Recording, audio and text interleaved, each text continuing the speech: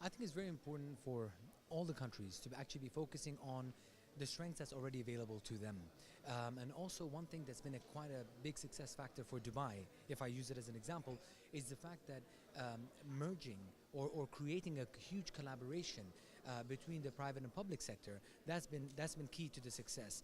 And I think it's something that it should be led in a proper way. It should be actually managed in a proper way. It's not something that just happens. It's a process that they have to go through, because I think the more trust that you create between the two entities together, they both realize that for the benefit of both parties to actually be working collaboratively. This part of the world is fully aware of the need to diversify, and you've seen recently the drop in oil prices, which actually justified all the plans that governments have made in the last 10 years over going beyond the oil economy.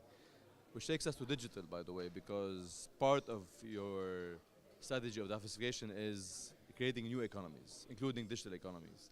In that context, we discussed today many topics, but one of them was the role of government in enabling this digital economy and what it needs to do to unlock the potential of the private sector.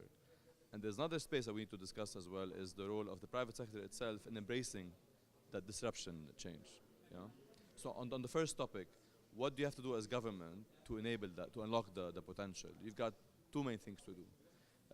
In Saudi, in the UAE, in Qatar, and the whole GCC. First, you've got to work heavily on regulatory change, so allowing things like regulations on open data, on privacy, regulations on laws that govern things like encryption. And at the same time, you need to enable a set of infrastructure and platforms to unlock the potential, like payment, like mapping, like open data. It's a long list of 5 or 6 each that will allow big companies to embrace digital change. There are three aspects to economic diversification. There's production diversification. What is it that you do? How diversified is your economic activity as a total? How much of it is oil, how much of it is non-oil, and what type of non-oil? That's one aspect. The second aspect has to do with revenue diversification. How diversified is government revenue? You look at the GCC countries, more than 85% of government revenue comes from oil.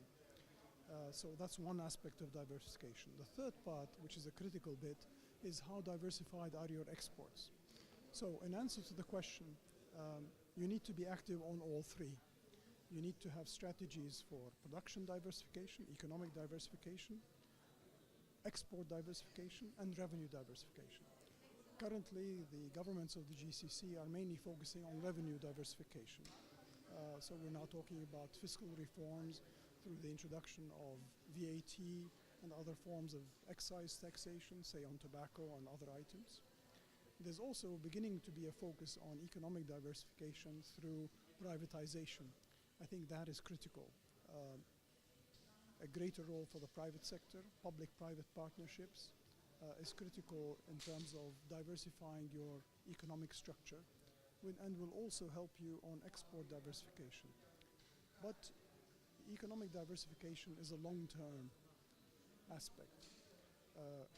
And therefore, what you need to put in place is a focus on education.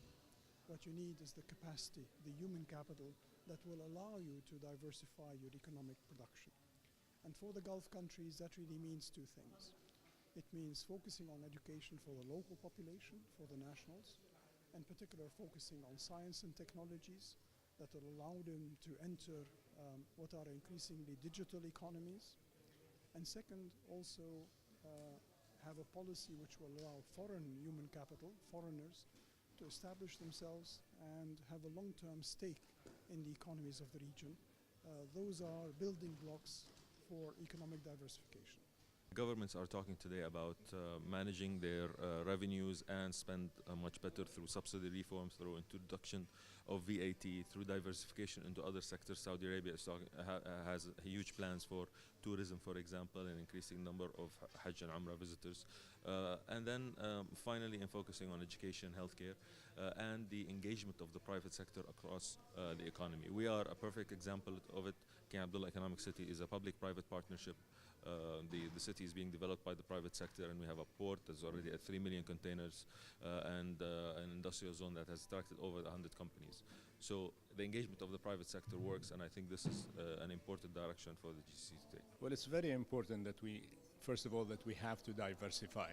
We've been living off the oil for many, many decades, and we really need to move on from that and develop our societies from being a consumer society to becoming a productive society. So that requires creating industries of many different types, including automobiles, including trucks, including plastics and so forth. Some could be downstream industries from the petroleum, but this should not be the focus. I think also we need to look at how we can expand our products so they can become exportable and that we can sell them in very far countries and lands. And that is through diversification of our exports. We need to also diversify into a better division of labor and involve all segments of the society, men, women, and persons with disability. Everybody has abilities to work. We just need to guide them and guide them the right way and move them on. So diversification is very important for the successful transformation of our economies into the 21st century. We need to do that, and we need to respond to all these challenges with solid programs. We have been talking about diversification for the last few years, even at the time when the oil prices were at 100 and 110 levels. And some of the countries in the GCC have been very successful in making this kind of diversification available. UAE is one of them, Saudi Arabia to a certain extent, Oman also at a certain point. Maybe in Kuwait we have to work more on diversification because we didn't do the same efforts, and this will take some time. Because when you talk about it as something, and when you put a plan and implement it, it takes time. Kuwait is depending on oil as the main export level, and everybody knows that. And 80% of the income is coming through oil. More openness has to happen, and that's what the government is working on, and it will take time. It's not going to be that easy. One of the things that you have to do also, opening for the foreigners to come through for the direct investments, and certain rules and regulations to be taken care into consideration, which the government now has been working on for the last couple of years and 3 years in the past. Yep. I think the UAE has made a lot of progress in that direction. There is still a way to go, but the country has gone a long way. There isn't a single magic bullet that's going to do it. It has to be a consistent and sustained effort in a lot of dimensions, all working together, that's going to achieve it.